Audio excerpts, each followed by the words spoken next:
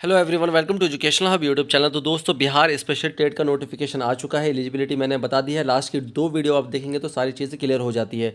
अब इस वीडियो में मैं आपको बताने वाला हूं कि स्टेप बाय स्टेप आप फॉर्म कैसे फिल करेंगे। सबसे पहले इस वेबसाइट पर आएंगे। इसका जो लिंक जो है मैं डिस्क्रिप्शन और कमेंट बॉक्स दोनों में दे दूंगा। और आप सभी के जो भी सवाल हैं वो सिर्फ कमेंट बॉक्स में पूछे, मैं वहाँ पर सभी के जवाब दे दूंगा। साथ ही साथ मैं एक चीज़ बता दूँ कि अदर स्टेट जनरल में काउंट होंगे।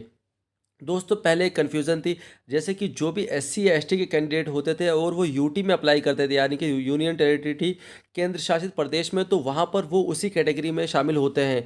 मगर अगर हम स्टेट की बात करते हैं तो स्टेट के अपने रूल होते हैं। जैसे बिहार सिर्फ अपने वहाँ के एसटी एससी को बेनिफिट देगा। तो यानी कि जो अदर स्टेट के एससी एसटी हैं, चाहे वो गुजरात के हो, मध्य प्रदेश के हो, कहीं के भी हो, वो जनरल में काउंट होंगे। दोस्तों, वैकेंसी मैंने बता दी है कि भाई फर्स्ट टू फिफ्थ के लिए तकरीबन 5500 आएगी और 6 to 8 के लिए 1745 के आसपास आएगी। अब ये जो एग्ज़ाम हो रहा है ये सिर्फ आपकी एक पात्रता परीक्षा है, एलिजिबिलिटी टेस्ट है। जैसा कि सी टेट होता है दिल्ली में, आपको पता है कि भाई सबसे पहले आपके पास सी टेट होना चाहिए। उसके बाद D++B के अंतर्गत जो भी वैकेंसी आती है वो फॉर्म फिल करते हैं। जब उसको क्वालिफाई करते हैं तो आपकी नौकरी लगती है। तो सेम टू सेम बिहार में हो रहा है कि पहले आपका एक BSE टेट है, यानी कि बिहार स्पेशल टेट है। उसके बाद जिसमें आप क्वालिफाई करेंगे मेन वैकेंसी आएगी, उसमें आप आवेदन दे पाएंगे। तो ये जो वेबसाइट है इस पर नीचे आएंगे, यहाँ पर आप एडवर्टीजमेंट और सिलेबस दोनों डाउनलोड कर सकते हैं। सिलेबस की एक प्रॉपर वीडियो बना दूंगा मैं बाद में। तो यहाँ पर सबसे पहले आ रहा है लॉगिन, कि लॉगिन करें। तो दोस्तों, अभी मैं फ्रेश आया हूँ इस वेबसाइट पर, तो मैं यहाँ पर क्लिक करूँगा register new candidate. Register new candidate पर क्लिक करूँगा तो यहाँ पर मेरे सामने कुछ इस तरह से चीज़ें ओपन हो जाती है। मैं क्योंकि ये फ़ोन में बता रहा हूँ तो हो सकता है कि आप लोगों को थोड़ी सी दिक्कत आए, फिर भी मैं ये एक वीडियो बना के आपको समझा रहा हूँ। मैं आपको सलाह दूंगा कि फॉर्म अपना साइबर कैफ़े में जाके ही फिल करवाएं। तो दोस्तों, मैं यहाँ पर अपना नाम, कंफर्म ईमेल और मोबाइल नंबर डालकर साइन अप कर देता हूँ। दोस्तों, जब आप मोबाइल नंबर डालेंगे और जो ईमेल आईडी डालेंगे तो उसके बाद एक ओटीपी आएगा। ओटीपी का वेट करना है। ओटीपी आने के बाद नीचे फिल करना है वो। यहाँ पर ओटीपी डालकर वेरीफाई ओटीपी करना है और उसके बाद फिर साइन अप करना है। तो मैं सारी चीज़ें आपको बता रहा हूँ यहाँ पर स्टेप बाय स्टेप। तो दोस्तों, मोबाइल पर ओटीपी आ चुका है। थोड़ा सा टाइम लगा बट ओटीपी आ गया। मैं यहाँ पर फिल करके आगे बढ़ता हूँ। दोस्तों, उसके बाद एक आया है मेरे पास मैसेज कि पासवर्ड जो है आपके मेल पर सेंड कर दिया गया है। मैं फटाफट चेक कर लेता हूँ। अब दोस्तों, फटाफट से मैं यहाँ पर मोबाइल नंबर और पासवर्ड डालकर, जो कि पासवर्ड मेरे ओटीपी पर आ गया है, वो डालकर मैं लॉगिन कर लेता हूँ। और मैं अपने फ़ोन में रिमेंबर पासवर्ड कर लेता हूँ, ताकि इन फ्यूचर अगर मैं पासवर्ड भूल जाऊँ तो ये ऑटोमेटिकली लॉगिन कर दे। मगर आप सेफ्टी के लिए चाहे तो कर भी सकते हैं रिमेंबर पासवर्ड, और नहीं, ये आपके ऊपर डिपेंड करता है। फटाफट से आगे बढ़ते हैं। दोस्तों, यहाँ पर मेरा नाम लिखकर आ गया है इश्तियाक, और अब यहाँ पर ये कह रहा है कि न्यू पासवर्ड बनाइए और कंफर्म पासवर्ड कीजिए। यानी कि एक अपना एक पासवर्ड सेट कीजिए, जो कि बहुत अच्छा ऑप्शन है। हो सकता है हम BS टेट वाले का पासवर्ड भूल जाएं, तो हम अपना एक पासवर्ड यहाँ पर क्रिएट कर लेते हैं और उसके बाद हम आगे बढ़ते हैं। तो दोस्तों, यहाँ पर आ रहा है ऑप्शन कि आप क्लास फर्स्ट टू फिफ्थ के लिए अप्लाई करना चाहते हैं, 6 to 8 के लिए, या फर्स्ट टू फिफ्थ 6 to 8 के लिए, दोनों के लिए। तो सिंपल समझ लो, मैंने D.Ed स्पेशल एजुकेशन कर रखा है। वो किसी भी स्ट्रीम में कर रखा है, वो मैटर नहीं करता। मैंने 12वीं के बाद डिप्लोमा किया है, तो मैं फर्स्ट टू फिफ्थ के लिए एलिजिबल हो जाऊँगा। अगर किसी ने 12वीं के बाद ग्रेजुएशन करी है, यहाँ पर देख लो दोस्तों, ऑप्शन भी आपके सामने यहाँ पर आ गए हैं। तो किसी ने अगर 12वीं के बाद ग्रेजुएशन करी है और उसके बाद B.Ed स्पेशल करी है, तो वो 6 to 8 के लिए एलिजिबल हो जाता है। और एक और ऑप्शन से 6 to 8 के लिए एलिजिबल होता है, अगर उसके पास B.Ed जनरल है, B.Ed जनरल के साथ साथ 2 साल का स्पेशल का डिप्लोमा है, तो वो 6 to 8 के लिए एलिजिबल हो जाता है। जैसे कि मैंने स्पेशल में डिप्लोमा कर रखा है, अब मैं B.Ed जनरल कर रहा हूँ। अगर मेरी बाय चांस अब तक मेरी B.Ed जनरल क्लियर होती तो मैं दोनों के लिए आवेदन कर देता, यानी कि फॉर बोथ पेपर 1 and 2। अब यहाँ पर फटाफट से हम आगे हुए बढ़ते हैं। Do you already have BSEB unique ID? तो दोस्तों, मेरे पास ऐसी कोई भी आईडी नहीं है, तो मैं यहाँ पर नो चूज़ करता हूँ। मैं सेलेक्ट डिस्ट्रिक्ट पे जाता हूँ, तो यहाँ पर बहुत सारे ऑप्शंस मेरे पास आ रहे हैं कि भाई आप कौन सा डिस्ट्रिक्ट चूज़ करना चाहते हैं। तो मैंने यहाँ पर मधुबनी सेलेक्ट कर लिया है। Medium of appearing in examination, तो मैंने यहाँ पर चूज़ कर लिया है हिंदी। और मेरा कैंडिडेट नेम जो है आ चुका है, मैं मदर नेम डाल देता हूँ, कन्फर्म मदर नेम करके, और यहाँ पर जितनी भी डिटेल है वो फिल कर देता हूँ। दोस्तों, डेट ऑफ बर्थ डालनी है, कंफर्म करना है डेट ऑफ बर्थ को। उसके बाद आपकी एज आ जाएगी, उसके अकॉर्डिंग यहाँ पर जेंडर सेलेक्ट करना है। तो जैसे जो भी फीमेल कैंडिडेट है वो फीमेल सेलेक्ट करें, मेल कैंडिडेट मेल सेलेक्ट करें। जेंडर में भी बहुत बार गलती हो जाती है, तो इस गलती से ज़रूर बचें। अब यहाँ पर है कि EWS कोटि के अभ्यर्थी अपनी कोटि में जनरल विकल्प का चयन करें। Not EWS category candidate must should select general option. तो जो EWS है वो जनरल सेलेक्ट करेंगे, तो मैं तो वैसे भी जनरल हूँ तो मैं जनरल ही सेलेक्ट कर लेता हूँ। अब यहाँ पर confirm category of the candidate, तो कन्फर्म मुझे एक बार दोबारा करना है तो मैं जनरल सेलेक्ट कर लूँगा। ये इसलिए पूछा जा रहा है कि भाई आप बार बार कोई मिस्टेक ना करें। नेशनलिटी यहाँ की बात आ गई तो मैं नेशनलिटी चूज़ कर लेता हूँ इंडियन। तो अब यहाँ पर आगे चलते हैं। Are you a domicile of Bihar state, तो मेरे पास नहीं है तो मैं यहाँ पर नो चूज़ कर लेता हूँ। तो do you belong to different able category, तो मैं मतलब पर्सन विद डिसेबिलिटी है आप या नहीं, तो मैं मेरे अंदर कोई भी दिव्यांगता नहीं है तो मैं नो चूज़ कर लेता हूँ। एक्स सर्विसमैन यानी कि आप पहले कहीं पर काम कर रहे थे या नहीं कर रहे थे, तो मैंने पहले कहीं काम नहीं करा था तो मैं एक्स सर्विसमैन में नो चूज़ करूँगा। अब फटाफट से आगे बढ़ते हैं। यहाँ पर दोस्तों ये चीज़ें थोड़ी सी आसानी से फिल करनी है। एक पेपर पे ये लिख लेना कि सबसे पहले आप लिखना कि name of the board university. जैसे कि मैंने matric central board of secondary education CBSE Delhi से करी है तो मैं CBSE लिखूंगा यहाँ पर नेम ऑफ द स्कूल, तो जैसे मैं यहाँ CBSE लिख देता हूँ दोस्तों।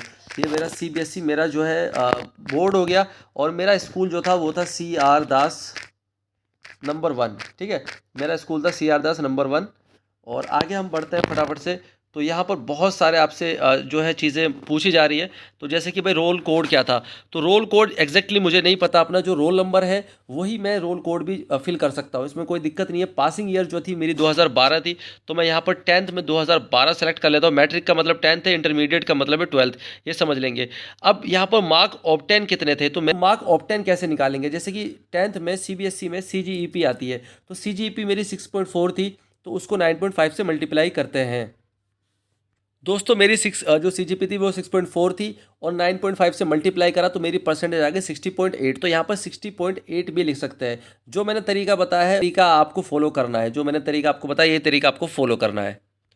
तो दोस्तों डिवीज़न मैंने आपको बता दिया, डिवीज़न मेरा फर्स्ट है। मार्क ऑब्टेन जो है वो मैं एग्जैक्टली जो बताना चाहूँगा वो कैसे निकालेंगे, जो आपकी परसेंटेज है उसके बेस पे आप मार्क्स निकाल लेंगे।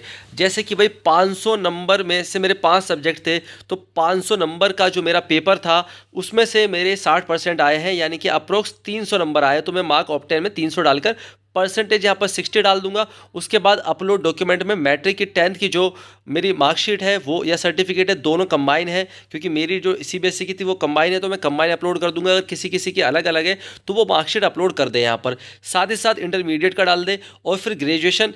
अगर दोस्तों कोई भी साथी जिन लोगों ने DED स्पेशल कर रखा है वो ग्रेजुएशन को छोड़ सकते हैं, उनके लिए कोई भी दिक्कत नहीं है। अब यहाँ पर DLED की बात आ जाती है और BEd स्पेशल की बात आ जाती है। तो सबसे पहले जो DLED का बोर्ड मैं आपको बताऊंगा वो यहाँ पर आप, जैसे कि मैंने करा था निपिड से, वो पहले NIMS था तो मैं निपिड भी लिख सकता हूँ। ठीक है, ये मेरे ऊपर चॉइस है, निपिड लिख सकता हूँ। ठीक है, मैं NBER लिख सकता हूँ, ये भी मेरी चॉइस है। मैं RCI भी लिख सकता हूँ, ये भी मेरी चॉइस है। यहाँ पर कोई पकड़ नहीं होती है, ये कोई बड़ा मैटर नहीं है, तो इसको आप भूल जाओ। आपको जो नेम ऑफ द कॉलेज और स्कूल में वो लिखना है जहाँ से आपने किया था। तो मैंने जैसे कि NIMH नोएडा से किया था, जो कि पहले NIMH नोएडा था, निपिड नोएडा था, तो मैं निपिड नोएडा लिख देता हूँ।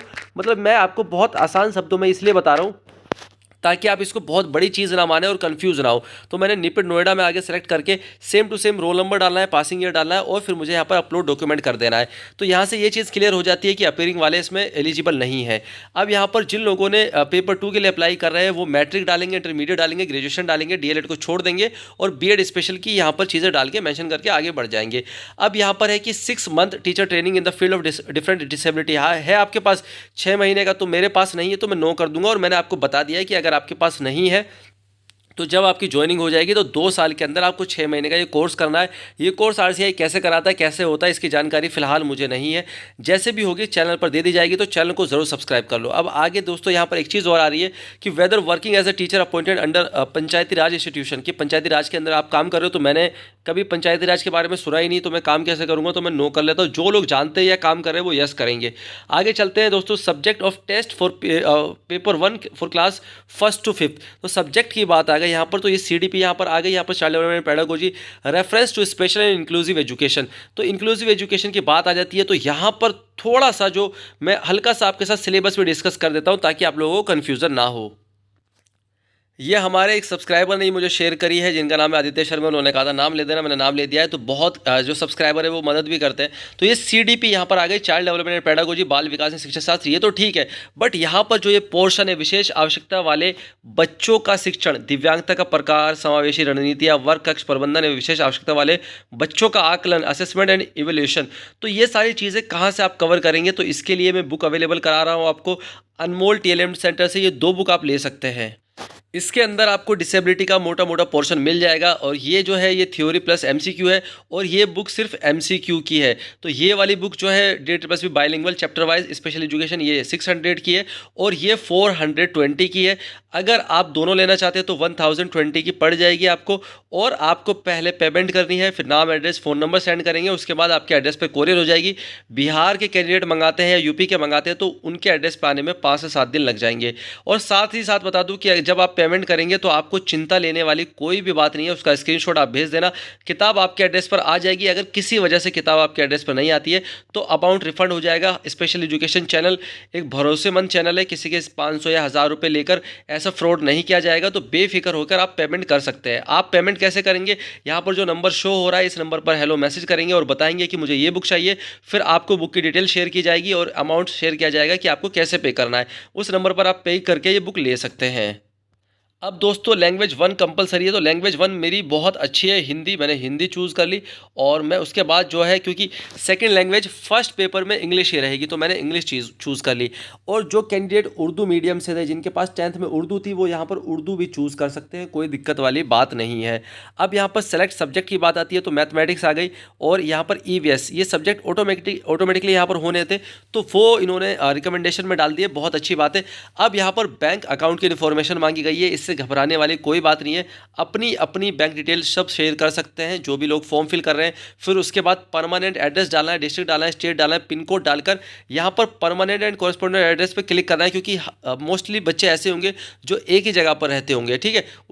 उसके बाद हम यहाँ पर अपना आधार नंबर डालेंगे, आधार डिक्लेरेशन करेंगे। If you do not have Aadhaar number please select declaration.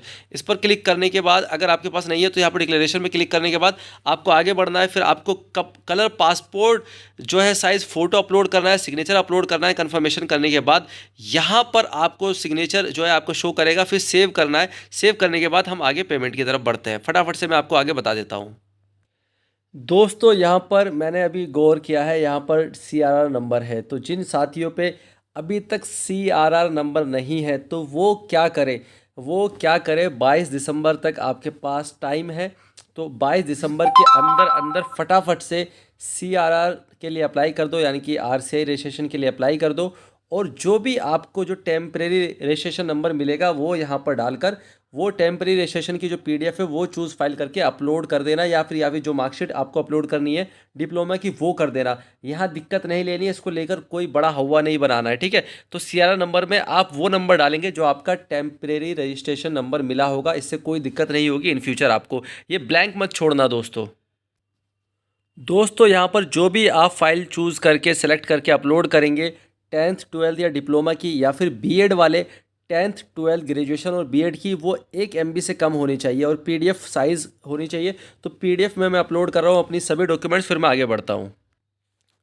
दोस्तों फॉर्म को 2 बार सबमिट करना है, रिव्यू करने के बाद सबमिट करना। वहाँ पर फिर आएगा आपके पास एडिट डिटेल। अगर आपको लगता है कि कुछ मिस्टेक है तो एडिट करो, या फिर पे नाउ करके पेमेंट करनी है डायरेक्ट, या फिर डाउनलोड, इस फॉर्म को डाउनलोड भी कर सकते हो। तो मैंने फॉर्म देख लिया है, मैंने ठीक भरा है, तो मैं पे नाउ करके फटाफट से पेमेंट करता हूँ। तो दोस्तों यहाँ पर 2 ऑप्शन आ रहे हैं, पे रजिस्ट्रेशन फीस जो है, पे वाया सब पैसा या पे वाया एक्सिस बैंक। तो मैं एक्सिस बैंक चूज़ करके, मेरे पास डेबिट कार्ड क्रेडिट कार्ड भी है, अदर बैंक के भी वो भी काम करेंगे, तो मैं उसका यूज़ करके ये फॉर्म जो है फाइनल सबमिट कर रहा हूँ। दोस्तों यहाँ पर आप देखेंगे ये डिटेल आ जाएगी, Bihar school examination board DLED examination application form, और यहाँ पर आने के बाद आपको अपने कार्ड की डिटेल डालकर पेमेंट कर देनी है। यहाँ पर दोस्तों टर्म एंड कंडीशन आएगी, इस पर क्लिक करेंगे, फिर हम आगे की तरफ बढ़ेंगे, और आगे यहाँ पर इंटरनेट बैंकिंग का ऑप्शन आएगा या फिर कार्ड। तो मैं यहाँ पर चूज़ करता हूँ कार्ड के बाद यहाँ पर रुपए कार्ड का ऑप्शन आ रहा है, रुपए कार्ड चूज़ करता हूँ।